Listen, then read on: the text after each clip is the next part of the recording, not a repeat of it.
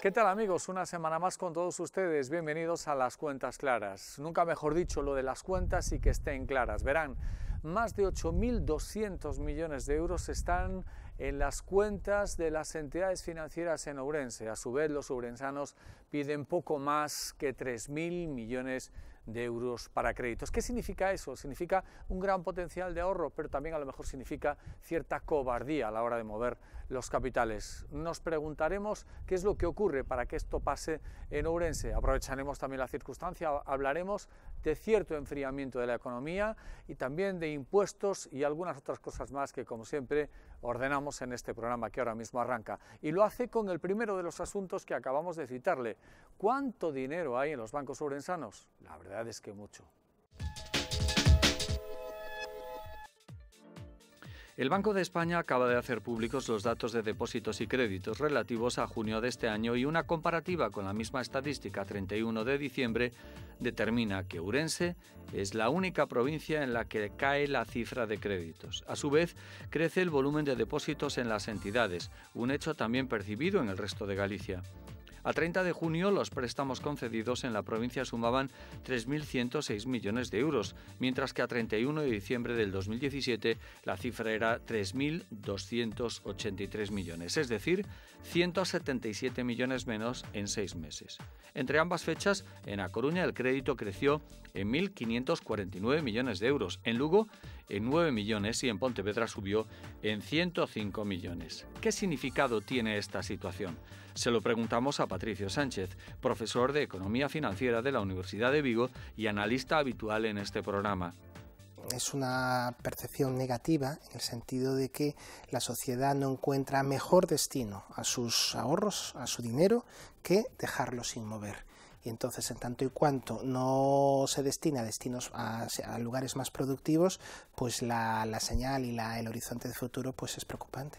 Una es por algo que no es necesariamente malo, sino todo lo contrario. La cultura del ahorro es algo positivo, ciertamente positivo, una economía precisa de ahorro, y sin embargo, por otro lado, también llega un punto en que el ahorro tiene que dar salida, tiene que ocuparse a otros destinos, y eso ahí es donde se introduce el componente subjetivo y no se da, y no se visualiza, y sobre todo, que lo señalabas antes, también la consistencia en el tiempo de esta circunstancia. Una cosa es que sea puntual y otra cosa es que se perpetúe.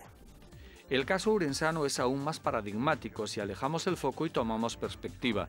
En el año 2008, el último del ciclo expansivo de la economía, los ourensanos tenían créditos bancarios por valor de 5.578 millones de euros, o lo que es lo mismo, casi el doble del valor de los préstamos actuales. Es decir, estamos con inversiones en mínimos tanto a nivel privado como a nivel empresarial. Si hay un incremento del ahorro, hay mucho dinero depositado, no tendría sentido que por otro lado el crédito se incrementase. Eso sí tiene sentido que vaya de la mano. Luego la tendencia relativamente común entre créditos al consumo privado y a la inversión, pues nos viene a decir que funcionan de manera semejante, por un lado familias y por otro empresas. Por otra parte, las últimas referencias que nos llegan hablan de un enfriamiento general de la economía. Patricio Sánchez, en su condición de subdirector del Foro Económico de Galicia, confirma esa tendencia a la desaceleración. Lo que nos indica el indicador y todas las variables que introducimos en él es que empieza una desaceleración. Había empezado el año, pese a los augurios pesimistas que nos señalaban, el año había empezado fuerte, había empezado potente, y ahora comenzamos segundo semestre, comenzamos tercer trimestre, y esto empieza a desacelerarse. Continúa el crecimiento, pero el ritmo, la intensidad es menor. Somos una economía dependiente, hablo de economía gallega y por tanto la economía ourensana, que es donde nos encontramos. Somos claramente dependientes de nuestro entorno más inmediato y sobre todo de la española. Y ningún analista, ningún experto apunta a que las cosas vayan a ir a mejor. Y lo que sí tenemos seguro es que la tendencia de la economía española será la nuestra. En la medida que vaya abajo, pues la economía gallega tendrá una tendencia decreciente. El punto positivo, que también es importante buscarlo, es que vamos un poco por encima, el comportamiento es ligeramente, dentro de esa tendencia decreciente, el comportamiento gallego es un poco mejor que el español y de eso sí apunta a que se mantendrá. Una de las evidencias es el descenso de las exportaciones, que están bajando. Así lo interpreta Patricio Sánchez. En términos de consumo privado, estamos en las cotas más altas de la serie histórica de hace muchos años.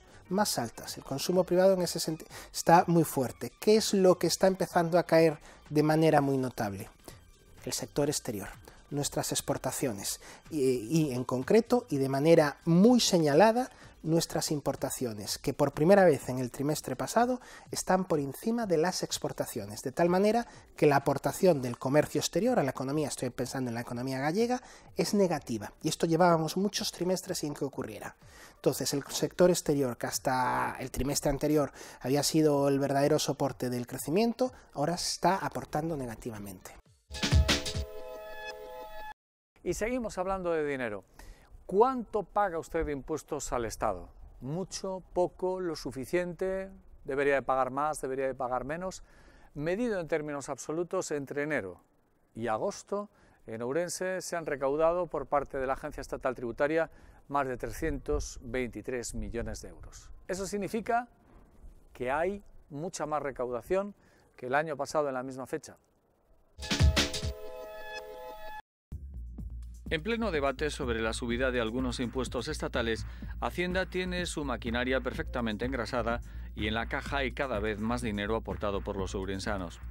Los ingresos impositivos gestionados por el Gobierno central y recaudados por la delegación en la provincia de la Agencia Estatal Tributaria sumaban entre enero y agosto 323 millones de euros, frente a los 293 millones recaudados en el mismo periodo del año anterior.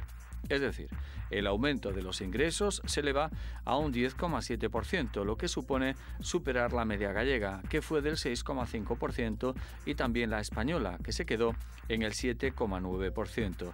De las 55 delegaciones de la Agencia Estatal Tributaria, en alguna provincia y más de una, solo 18 superan el 10% de incremento sobre el año pasado, Ourense entre ellas. Entre enero y agosto del pasado año, Hacienda había recaudado en concepto de IVA 111,7 millones de euros frente a los 132 millones de este año, es decir, el incremento ha sido del 14,4%. Otro impuesto como el IRPF, que se aplica sobre las rentas del trabajo, ha sumado en los 8 primeros meses de este año 145,2 millones de euros, lo que supone un crecimiento del 8,8% en relación a los 132,5 millones del pasado año. Seguimos y vamos a hablar ahora del mercado de la vivienda. ¿Qué ocurre con el mercado de la vivienda medido en términos de alquiler? Lisa y llanamente, los alquileres cada vez un poquito más caros y también menos dotaciones al servicio de los arrendatarios. En una ciudad con aproximadamente 14.000 viviendas vacías, el ourensano medio tiene cada vez más problemas para encontrar un piso de alquiler que se ajuste a su nómina. Y es que, en un contexto paralelo al de las otras ciudades gallegas, la bolsa de pisos para arrendar en Ourense mengua de mes en mes. Atendiendo a los datos proporcionados por la Federación Gallega de Empresas Inmobiliarias, FEGEIN, en octubre se encuentran para alquilar unas 400 viviendas en la ciudad, de las que 340 están situadas en el casco urbano. ¿Cuáles son los motivos de esta situación? Benito Iglesias, presidente de FEGEIN, hace el siguiente diagnóstico. Bueno, efectivamente el mercado del alquiler, no solamente en Ourense, sino en toda Galicia, en el conjunto de España, ha crecido de una forma muy exponencial, pero también la verdad hay que saber los motivos. Los motivos es que no hay una financiación, como muchas veces nos dicen que hay, las personas no tienen ese poder de tener una propiedad en compra porque no le permite sus ahorros o sus mismos ingresos anuales tener una vivienda en propiedad, por lo cual la movilidad laboral y que hay un segmento de población que antes podía comprar y ahora no, como las personas menores de 35 años, las cuales casi 9 de cada 10 se derivan al mercado del alquiler, eso realmente lo que hace es dinamizar mucho más el mercado de arrendamiento en detrimento precisamente del mercado en propiedad, ¿no? En el mercado inmobiliario hay muchas particularidades locales, salarios por debajo de la media y dificultades para acceder a estos equipamientos. No hay una movilidad laboral tan fuerte como, por ejemplo, si en estos momentos existe en Vigo. En Vigo hay una carga de trabajo muy grande, sobre todo del sector naval. Eso está derivando en miles de contrataciones, miles de personas que van a trabajar a Vigo y, lógicamente, pues hay una mucha mayor demanda del mercado del alquiler. Por desgracia, este fenómeno no se está produciendo en Orense ciudad, ¿no? En la actualidad hay muchas personas que tienen dificultades para pagar la renta del piso en el que habitan. En estos momentos sigue siendo asumible, pero la realidad también es que cada vez hay más personas que realmente le cuesta mucho más el llegar, ¿no? Es decir, como decía antes, nosotros habíamos hecho un estudio hace ya unos meses en el que detectamos que casi el 90% de los jóvenes menores de 35 años, me voy mucho a este segmento de edad porque quizá es el que peor lo está pasando, ¿no? No podían tener una vivienda en propiedad por falta de ahorros o falta de financiación. Pues que el 45%, casi la mitad de estos chicos menores de 30 años, tampoco tienen posibilidades de alquilar una vivienda. Quiero recordar que cualquier propietario que arrienda una vivienda lógicamente pide un justificante de ingresos, es decir, o una nómina, o una pensión, o un importe de desempleo. Pero si no hay eso, difícilmente esa vivienda se alquila. Benito Iglesias alude a que a futuro se deben implicar las administraciones para poner en el mercado viviendas con precios asequibles, primando fiscalmente los accesos a las viviendas. Mientras no sean capaces las administraciones, las tres, la local, autonómica y estatal, de legislar en el sentido de bonificar al arrendador y al arrendatario, sobre todo al propietario, para movilizar la vivienda vacía que derive hacia el mercado del alquiler, difícilmente va a cambiar esta situación. Entonces todo pasa, ya que no han creado un parque social de viviendas en alquiler, y un parque social de viviendas no se crea de un día para otro, todo pasa por regularlo fiscalmente, incentivarlo fiscalmente, nunca penalizarlo, y que esa vivienda vacía, que como antes decíamos, son más de 14.000 viviendas que están vacías en el Ayuntamiento de Ourense. Bueno, pues habrá que movilizar de alguna forma para que esa persona, ese propietario, tenga seguridad jurídica, que esa persona vea unos incentivos fiscales que diga, me interesa poner mi vivienda en alquiler. Hace 18 meses la patronal cifraba en 1 millar el stock de viviendas buscando inquilino en la capital provincial, lo que marca un bajón del 60%, 21 puntos por encima de Galicia. Las cuentas claras en Telemiño. Hacemos una pausa para la publicidad, volvemos de inmediato. Hasta ahora.